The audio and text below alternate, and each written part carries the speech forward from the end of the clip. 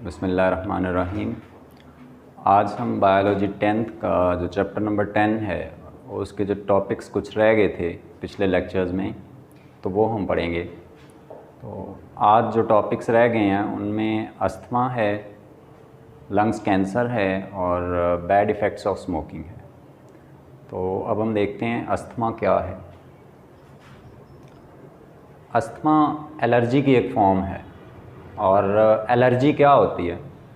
Allergy किसी भी चीज़ से जो है वो इमीडिएट रिस्पॉन्स होता है जिस्म में। अगर किसी भी चीज़ से एक्सपोजर हो जाता है, फॉर एग्ज़ाम्पल कोई केमिकल इरिटेंट्स हैं वो हम इनहेल कर लेते हैं, तो उनका इमीडिएट रिस्पॉन्स जो है वो शो होता है। और यहाँ पे अस्थमा जो है ये रेस्पिरेशन यानी कि सांस से मुतल्लिका जो है वो एलर्जी है। इसमें अगर हम कोई भी केमिकल जिस पर्सन को एलर्जी है उसको हम इनहेल कर लेते हैं सांस के ज़रिए, तो उसका इमीडिएट रिस्पॉन्स ये होता है कि जो हमारी ब्रोंक्यूल्स हैं वो उनमें स्वेलिंग हो जाती है और उनके अंदर म्यूकस भर जाता है, जिसकी वजह से सांस लेने में तंगी होती है। तो इसकी काजेज़ मैं पहले बता चुका हूँ कि एलर्जेंस होते हैं। एलर्जेंस क्या है? एलर्जी काजिंग केमिकल्स या फैक्टर्स जो हैं उनको एलर्जेंस कहते हैं। एलर्जी ये जो है ये स्मोक से भी हो सकती है, डस्ट से भी हो सकती है, और उसके अलावा पोलन्स या परफ्यूम्स या और कोई चीज़ भी हो सकती है जिससे एलर्जी हो सकती है। पर्सन टू पर्सन जो है वो वेरी करता है। उसके अलावा इसकी सिम्टम्स हैं, तो सिम्टम्स जिस तरह की एलर्जी होगी उसी तरह वेरी करेंगी पर्सन टू पर्सन।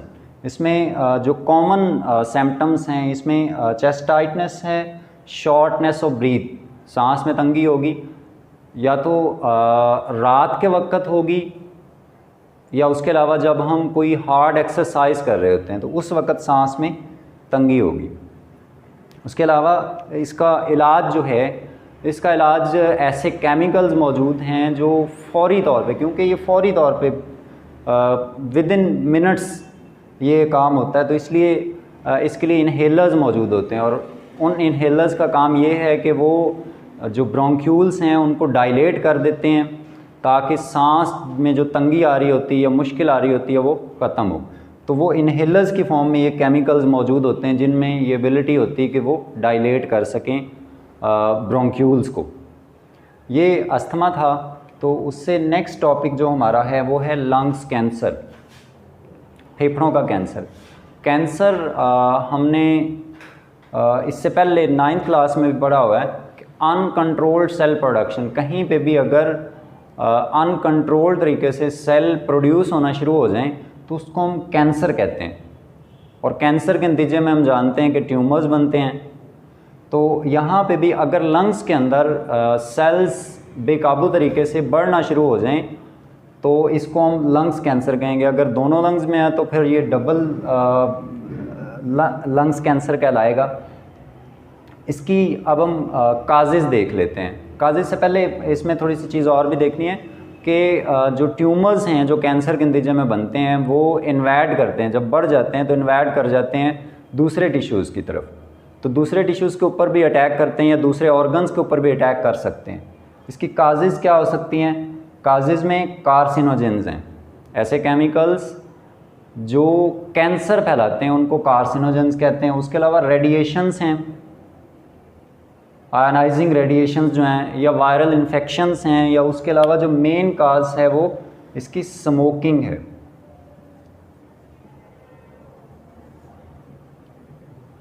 जो स्मोकर्स होते हैं उनमें सबसे ज़्यादा ये लंग्स कैंसर होता है।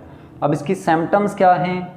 सांस में तंगी, जैसे हम पहले कुछ डिसऑर्डर्स में पढ़ चुके हैं। उसके अलावा कफ भी होती है, कफिंग अप विद ब्लड, यानी कि खून भी आता है। जब खांसी आएगी तो स्पॉटम आएगा, उसके साथ खून भी आएगा, और उसके अलावा सडन वेट लॉस हो जाएगा। स्मोकिंग जो है उसकी टाइप्स पैसिव होती है और एक्टिव स्मोकिंग होती है।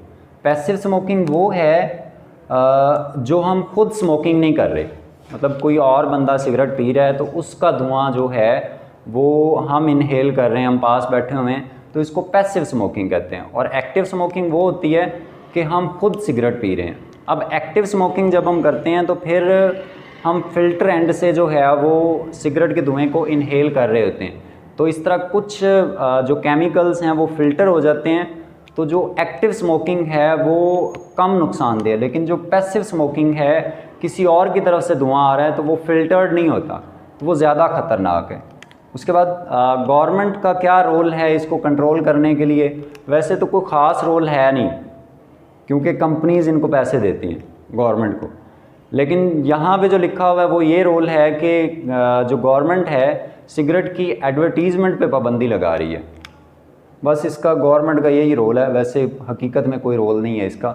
अब नेक्स्ट टॉपिक जो है हमारा वो है bad effects of smoking. Smoking के बुरे असरात। कुछ लोग ऐसे समझते हैं कि स्मोकिंग सिर्फ़ और सिर्फ रेस्पिरेटरी सिस्टम से मुतल्लिका बीमारियां कर सकती है, यानी कि सांस से मुतल्लिका, फेफड़ों से मुतल्लिका बीमारियां कर सकती, लेकिन ऐसा नहीं है। स्मोकिंग की वजह से सर से लेकर पाँव तक बीमारियां हो सकती हैं। इसकी वजह ये है कि जब हम सांस लेते हैं तो जो भी हवा होती है वहाँ से ऑक्सीजन में ब्लड में शामिल होना होता है, तो वहाँ से ही वो वाले केमिकल्स जो सिगरेट स्मोक में मौजूद होते हैं वो भी ब्लड में शामिल हो जाते हैं और ब्लड उनको पूरे जिस्म में लेके चला जाता है। तो इस तरह जिस्म के किसी भी हिस्से में कैंसर हो सकता है। तो सिगरेट का जो धुआं है इसमें तकरीबन 4000 के करीब केमिकल्स होते हैं और जिसमें से 50 जो हैं वो कार्सिनोजेंस हैं, यानी कि cancer causing chemicals cigarette smoking में 50 के करीब मौजूद होते हैं। ये मैं आपको पहले बता चुका हूँ। अब बीमारियाँ रेस्पिरेटरी सिस्टम से भी मुतल्लिका हो सकती हैं, यानी कि लंग्स कैंसर हो सकता है, ठीक है। उसके अलावा ट्रैकिया, इस तरह के हिस्सों में भी कैंसर हो सकता है। सर्कुलेटरी सिस्टम के ऊपर भी इसका असर हो सकता है। अब सिगरेट स्मोक में जो कार्बन मोनोऑक्साइड मौजूद होती है, कार्बन मोनोऑक्साइड हीमोग्लोबिन की जो ऑक्सीजन कैरिंग कैपेसिटी है उसको कम कर देती है। उसके अलावा जो प्लेटलेट्स की तादाद है वो ब्लड में कम हो जाती है। जब वो कम हो जाती है तो फिर आर्टीरियोस्क्लेरोसिस की बीमारी हो जाती है। इसी तरह दांतों के ऊपर भी इसके बुरे असरात हैं। 2 से 3% जो टिथ लॉस है वो जो स्मोकर्स हैं उनमें ज़्यादा होता है। इसी तरह हार्ट डिजीज़ भी जो हैं वो स्मोकर्स जो हैं उनमें ज़्यादा होती हैं और जो नॉन स्मोकर्स हैं उनमें कम होती हैं, क्योंकि इसमें ब्लड भी गाढ़ा हो सकता है और उसके अलावा जो ब्लड वेसल्स हैं उनकी वॉल्स जो हैं वो भी सख्त हो सकती हैं, तो जिसकी वजह से हार्ट अटैक आ सकता है। अब निकोटीन एक केमिकल है जो कि सिगरेट स्मोक में पाया जाता है, सिगरेट के धुएं में मौजूद होता है। अब निकोटीन पहले ज़माने में तो इसको पेस्टिसाइड के तौर पे इस्तेमाल किया जाता था। उसके अलावा इसका हमारे जिस्म में क्या नुकसान है? हमारे जिस्म में जाके ये हमारे ब्लड में शामिल हो जाता है। ब्लड में शामिल होने के बाद हमारे खून को गाढ़ा कर देता है और ब्लड वेसल्स की वॉल्स जो हैं उनको सख्त कर देता है, जिसकी वजह से हार्ट डिजीज़ का प्रॉब्लम जो है वो बढ़ जाता है, या हार्ट डिजीज़ का जो रिस्क है वो बढ़ जाता है। तो आज हमने 3 टॉपिक्स पढ़े हैं, इसमें अस्थमा, लंग्स कैंसर और बैड इफ़ेक्ट्स ऑफ स्मोकिंग। तो इस तरह हमारा चैप्टर ये कंप्लीट हुआ, इसको आप देख लीजिएगा। Thank you.